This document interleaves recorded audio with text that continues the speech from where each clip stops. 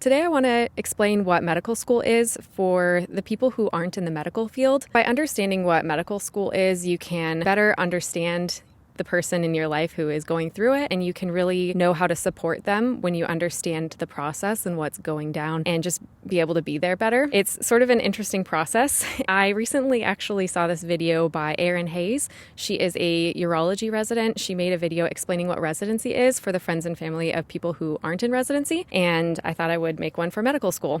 If you're new here, my name's Alyssa. I'm a fourth-year medical student in the U.S., and I'm just about to graduate, so I thought I could give an overview of the whole process. That way you could be able to better support the person in your life who is in medical school. So I want to talk about the important terminology to know during the different years and just the layout and structure of everything. Medical school is 4 years long in the U.S. It is split up typically into 2 years of didactics and 2 years of clinical training. So the first 2 years being didactic years, these are the book learning years where you're going to lectures and classes and really absorbing everything and studying alone in your room for hours and hours. Basically, during your first year, you're learning things like biochemistry, anatomy, physiology, and you're usually going into the anatomy lab where there are cadavers, which are humans who have donated their body to science, and you are learning from them. You're learning how the body is by looking at it and working with it. This can be a difficult transition for medical students because the reality of it is this person once had a life and now we are using it to learn. But I am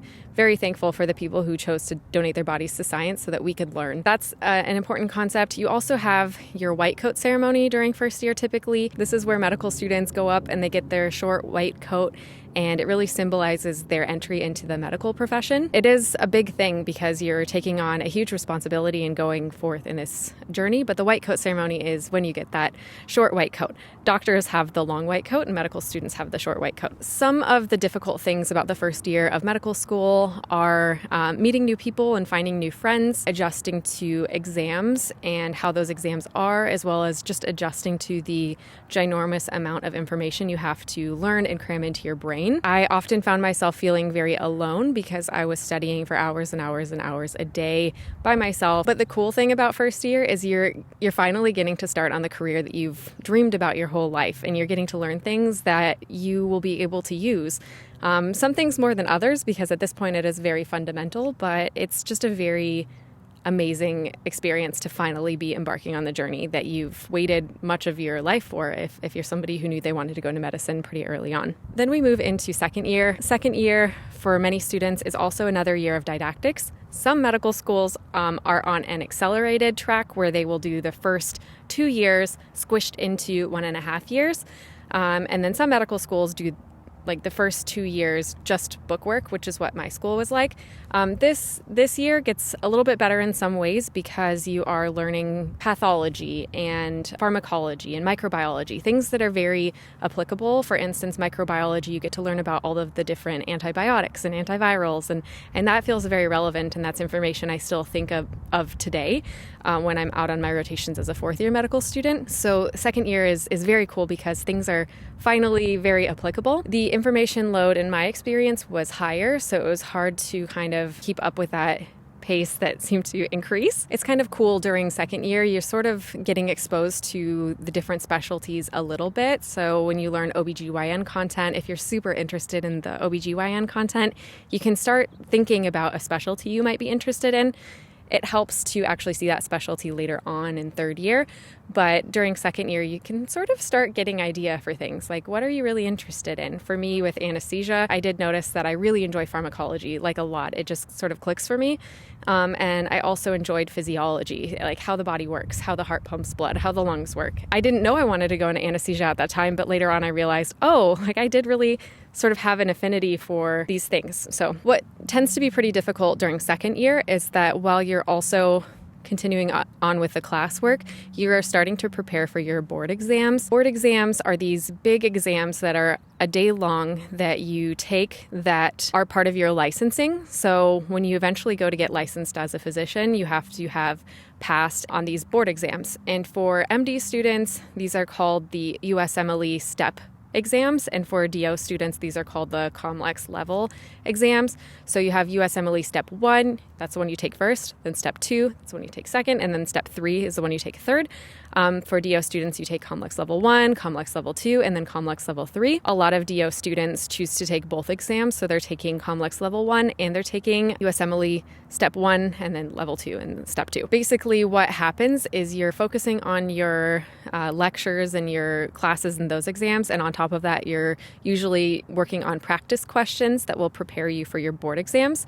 Usually, students will take these board exams sometime in like the spring or summertime. For me, I took it in June after my second year of medical school. Usually students will have this time, it's called dedicated. It's dedicated study time for the board exams. You will have this time off, maybe 6 weeks or so, to just study for these board exams. This is an especially stressful time for medical students if you can support yours in any way that you can, because it's a lot of studying and a lot of cramming and a lot of stressing because you're concerned about passing or whatever score you're going to get. So, and it's also just hard to sit there and study intensely for hours and hours and hours a day. And then you go into your third year of medical school. So starting in third year, students typically have clinical rotations.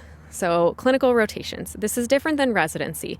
I've had a lot of people thinking that I'm in residency when I'm not. I'm just doing rotations. So there's a difference between residency and rotations. Medical students are not in residency. So in medical school, you are doing your rotations. These rotations involve you being at some medical specialty for 1 month. Generally, you're going to have family medicine, internal medicine, surgery, OBGYN, pediatrics, psychiatry, emergency medicine, neurology. It does vary based on school, but typically those are sort of the big ones. After each of these rotations, medical students will take an exam. It's called a shelf exam. This shelf exam covers the basics and the fundamentals of the specialty that you are supposed to learn. So during the month that you are on family medicine, you're not only going into the clinic and learning family medicine every day, but you're also going home and you're studying for these shelf exams. So it's a lot to balance and manage, especially when there's a lot of variation in what your rotation schedule will look like. For me, my surgery rotation, I was there for 90 hours a week, like no joke. It was crazy. I was doing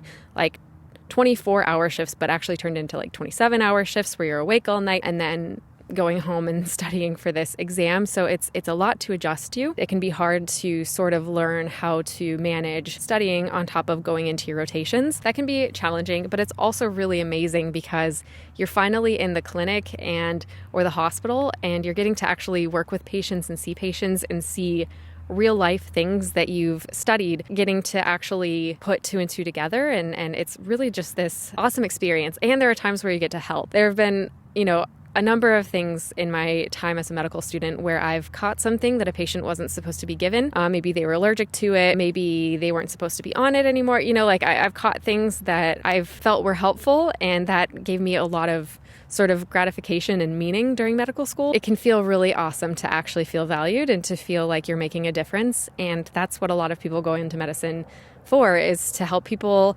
to make a difference in their communities and to also be doing something that they really find to be interesting and valuable. So that can really start happening in the third year and the fourth year, but it's really sort of a challenge during this third year to sort of balance everything.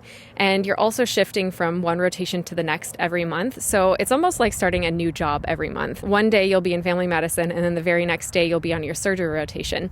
You're going to be with different people who have different expectations of you. You need to be able to demonstrate different skills, and that can be hard to sort of shift gears like that. And it's very interpersonal because you're working with different people, right? So they have just like different personalities, and learning how to work with all of the different personalities and just really doing your best in every one of those situations can really be a challenge. I found that oftentimes I didn't really feel like I had a home. There were some rotations where, like my current rotation, where I'm standing all day long. It can just be nice to have a chair. Like some rotations, if I have a chair, I am a happy camper. Anyway, so you just never know what you're going to expect. Will I get to have lunch today? And if so, what time will I be able to have lunch? Will I get off at a decent hour today, or will I end up staying late? Your hours are never set. It's never you start at 8 and you end at 4 or 5. It's like you start at like a set time, but the time you end is the time when you're attending lets you go. The time that you get let out is never up to you, and it's never fixed. And I think that can be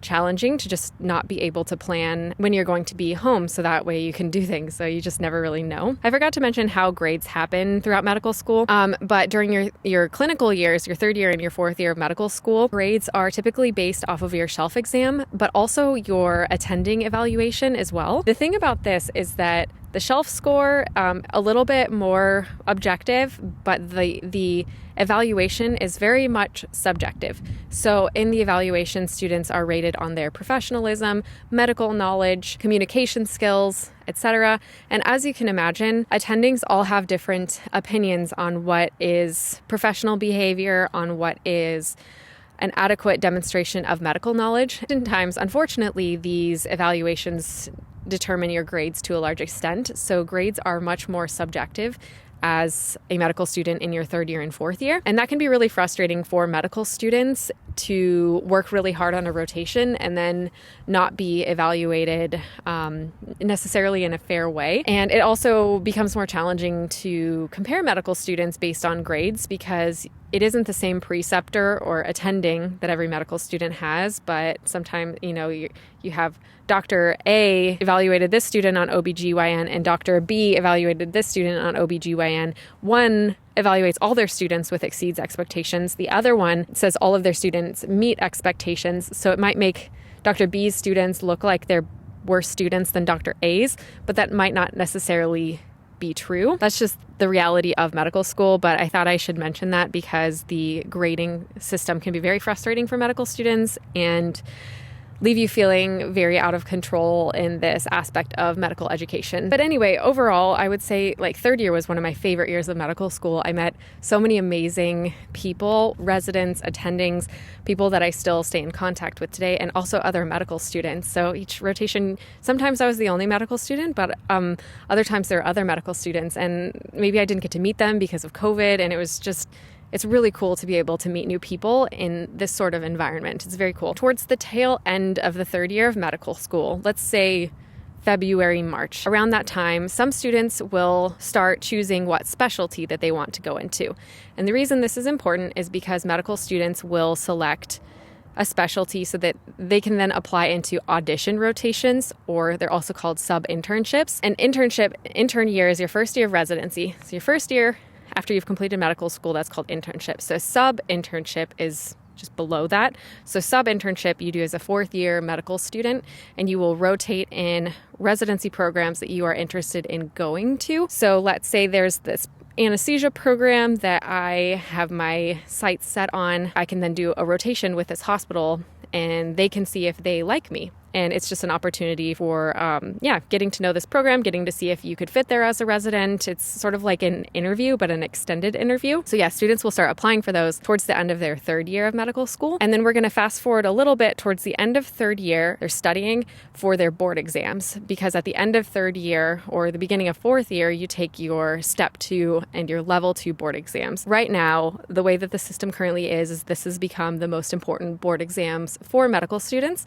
because the first set of board exams that they took after the second year, those are now pass-fail. So the second round of board exams after their third year of medical school is a score that they will be using to apply to residency. This time is especially stressful for medical students. So you take these board exams, and then you start your fourth year of medical school. The fourth year of medical school is the last year of medical school. This is really the time that you are solidifying the specialty that you want to go into. You're doing those audition/sub-I rotations. It's the same thing, but you're doing those. And then you're also submitting your residency application. The residency application system is called ERAS. It's the Electronic Residency Application Service. I think that's what it stands for, ERAS. So within this, medical students put in, all of their scores.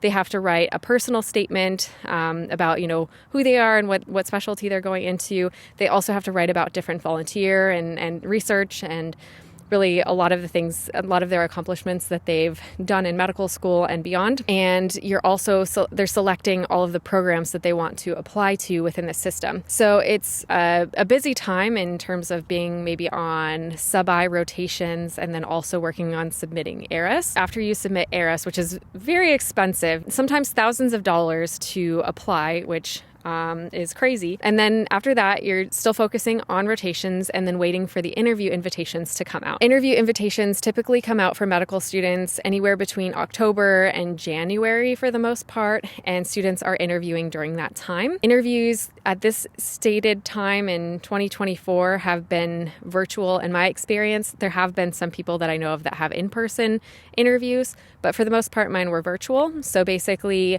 you'll have a half day or a full day, or sometimes even just 30 minutes where you're on an interview. And then after all of these interviews are done, medical students will submit this thing called their rank list. So they're ranking all of the programs that they want to go to into the system called the NRMP, National Resident Matching Program.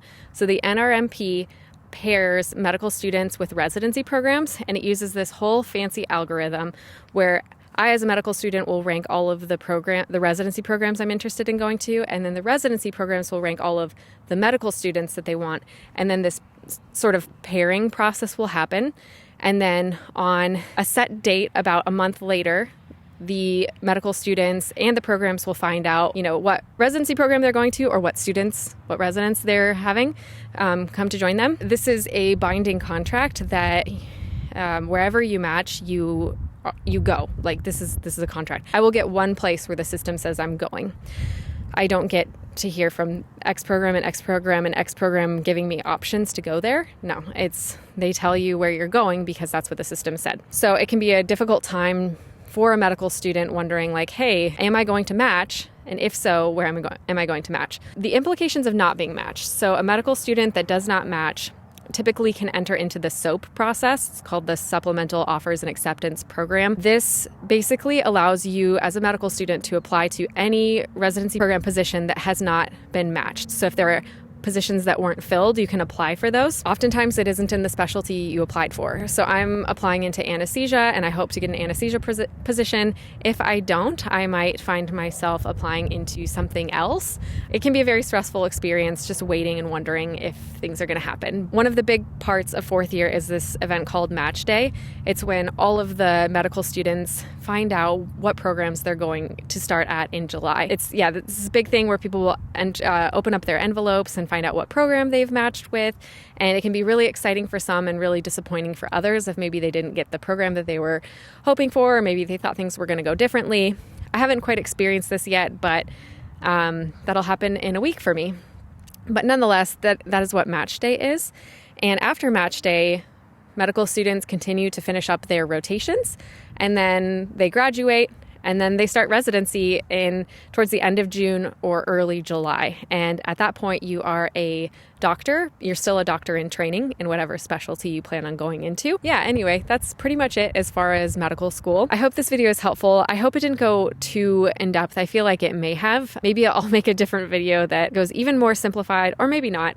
Leave me a comment. Let me know how I did. And if you have any questions, I will try to answer them. If you would like, please consider subscribing and liking, and we'll see you in the next video.